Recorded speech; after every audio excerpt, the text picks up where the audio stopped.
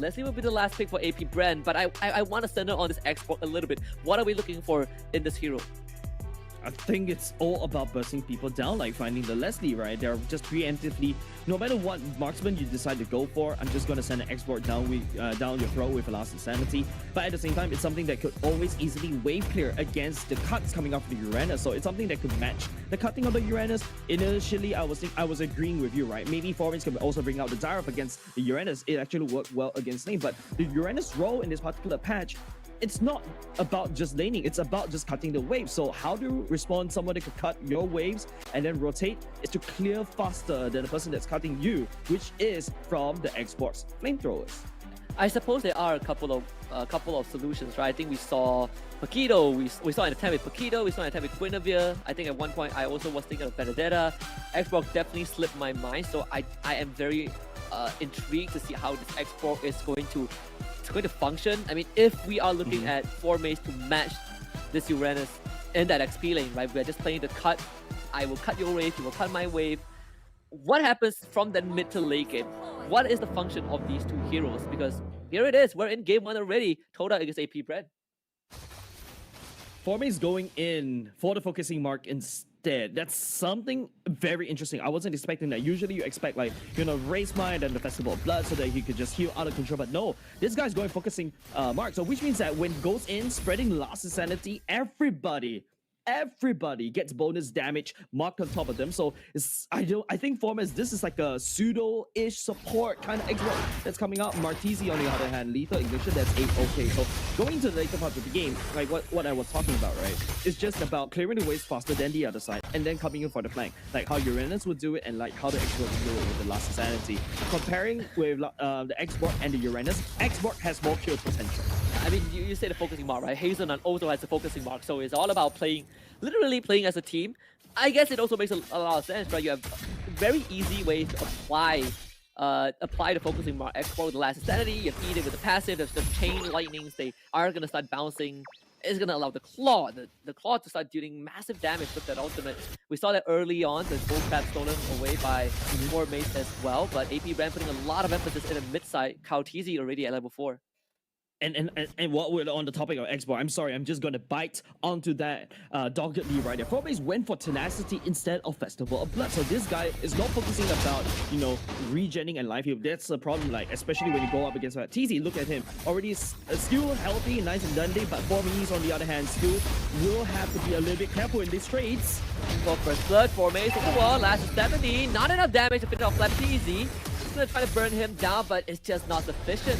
Uranus walks away. He's gonna hit that level 4 soon, and once he does, all those damage dealt by TODAK will be negated. Turtle down to less than half. We see the Astral Echo used as well. Hazelnut with the flame. He's gonna reach level 4 just in time for concentration. As AP BREN takes the Turtle, they do lose Left easy. First blood to Hazelnut, but instantly traded back by the Martis. Kaotizi finds a double. The decimation resets to the B then. Not able to find 4 mains, but AP BREN wants to win more. Yeah, Martis, you know, having the CC immunity on his second skill coming into play right there. Martis trying to catch him, but no, Formis still duking up against Kaotizi. Yes, playing with literal fire and gets sniped from off screen by Few. What do I say? When you are up against a Novaria, even if she's not on the map, you have to be careful. Man, it was just crazy plays coming up from AP BREN right there, right? Like, you can see how no matter how much CCs that TODAK want to pour onto Kaotizi is immune to CCs, takes the turtle and walks away. So that's basically living out the AP BREN brand, right? Now, TODAK with this 2 kill in the favor of Kaotizi, but now 4 mates will have in the spot. Trouble 2 men on top of him. The world of TC, thank you to Agro and Kaotizi says thank you for the killing spree. That's almost the entire gold shield taken out. Fatini back to wave cutting duty. And I hate to say this, but I know it's only 3.5 minutes in, but this is already not looking good for TODAK. Yep, 3.5 minutes in, and you're like, what, 2k gold lead in the favor of AP BREN, and then you also got a snowballing Kaotizi that's snowballing out of control. You got your top side already gone as well. There's a lot of bad news that's piling up, you know, the notification box on the side of TODAK. Oh, that's a nice petrify. Lovely stuff by Martini, taking out Super Marco. AP BREN looking for some sort of response, still looking for a snipe. That one's gonna go wide just a little bit. I mean, at the end of the day, good you got the Leslie, but you kind of need more if they're TODAK. They are going to try and come back for round 2, but the Astro Echo is going to deny that. They increase hitbox, allowing Ogwen to knock them out slightly easier, so TODAK out. Yeah, like right now it's pandemonium for the side of TODAK, right? Formace is actually just trying to salvage anything they can do, but you see how easy walking away, but using the battery just for that one, but Hazel's not, a little bit low. Tries to go for the knockup, ends up losing most of his health. Lefteezy is sticking onto him like elephant glue as Caldeezy will do with Marteezy. He's gonna cut him in half with that big scissors, as they even lose Hazel Knight in the process. Lefteezy finds that kill. AP BREN uncontested at Turtle. It's crazy the fact that TODAK Formace actually forced the retreat out of Caldeezy, but Caldeezy calmly walks over to the Turtle, knowing that he doesn't have the priority, yet still gets a turtle and gets to walk away with that. And this Caldeezy is now going to continue to innovate, right? 2 levels ahead of Malik. And while his team is busy fighting, he's going to try and take the orange buff away, no problem. Now level 9 as Marteezy tries to go for full burst and doesn't end up getting few. He phases through the wall. Taunt is going to be there. Marteezy dropping low. Lefteezy on top of him, man, with the Mortal Coil. Over the surest wave, excuse me, Caldeezy with the kill. And AP BREN, they are out of control right now. Out of control. Literally, there's no economy left for the side of TODAK, right? AP BREN just denied every single thing. Now, Caldeezy just having free access to the side of TODAK. Oh, big hit! Right, big knockout for the Minoan Rage. And the rest is basically history. Ogwen delivers a double to Super Marco. Man, it's looking very bleak for the side of TODAK right off the back, right? Like, you've got a Claw that needs to scale into the late game. Look at how AP BREN is denying it. They're not allowing that Claw to go in. And speaking about not allowing that Claw, Malik just gets constantly pushed out. Lefteezy is not even cutting the waves. He's cutting the jungle away from TODAK. Like you call it deforestation, I call this absolute starvation right now. AP BREN just asphyxiation, right? There's nothing left for TODAK. Asphyxiation. There it is, Lefteezy again. This holy planetary figure. I mean, he's having fun. This game kind of feels like it is already set in stone at this point. Just a result, 6.5k in AP BREN's favor. Yeah, you talk about 6.5k gold in AP's favor, but then look at Marco. Super farm up. He was just silently farming on the other side of the map. Now, even if, Caldeezy fall off in terms of priority as what the Marco would be in the late game, you still have Super Marco to do it. So TODAK right here need to scrounge out as much gold as possible. This is what Malik and Formace is trying to do down bot.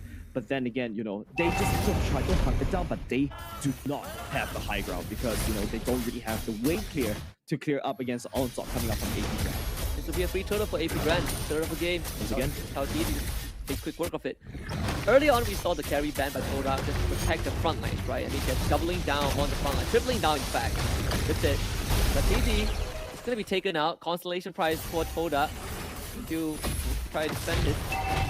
Yeah, I mean, we saw the carry ban, but I think they definitely kind of let the Leslie slip through. But another problem is that how do you get to the Leslie? How is TODAK going to deal with Super Marco? Yeah, like you've got Ogwen to peel, you've got Caldeezy that you need to worry about, and then you've got Pew to suddenly just chunk down your HP, half HP, right? Now, TODAK taking down Uranus down bot is okay, like what you said, it's a consolation prize, but you can see how AP BREN is actually punishing it, right? Take down top side is already cleared out, and now Formace a little bit down low, with the Astro Echo just showing Formace location, he has to back off. And just like that, this entire mid wave is surrendered. You have Caldeezy, who is just standing in between the two turrets, and just scaring you away. Absolute Giga Chan. Yeah. Absolute Giga Chan. His mere presence is zoning people away. And TODAK knows not to tangle with Caldeezy. You try and stun him down, he can just second skill CC immunity and laugh away, right? And now, at the very least, TODAK finally found out that they can have enough items to burst down the Uranus. So maybe they can try to make something like that. So basically farm up using that Uranus, right? I suppose, right? You just treat him as a I wouldn't say a main course, but when you have the chance to take it for money.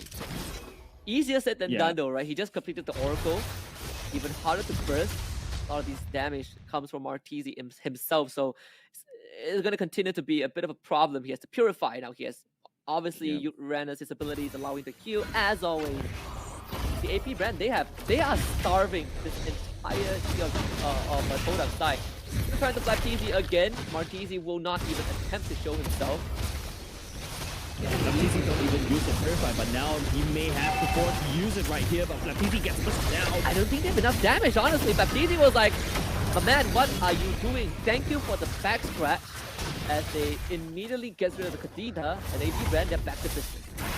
And not only just that, look at Flaptizi. He's already at full health. You thought he got bursted down. You saw how TODAK need to use every single tool in their arsenal just to burst down Flaptizi, but Flaptizi just lost his consecration and he's back to full health once again. It just like, it felt that team fight done by TODAK, that catch, it did not happen at all. Yeah, I mean, again, right, the Oracle makes so much of a difference for the Uranus.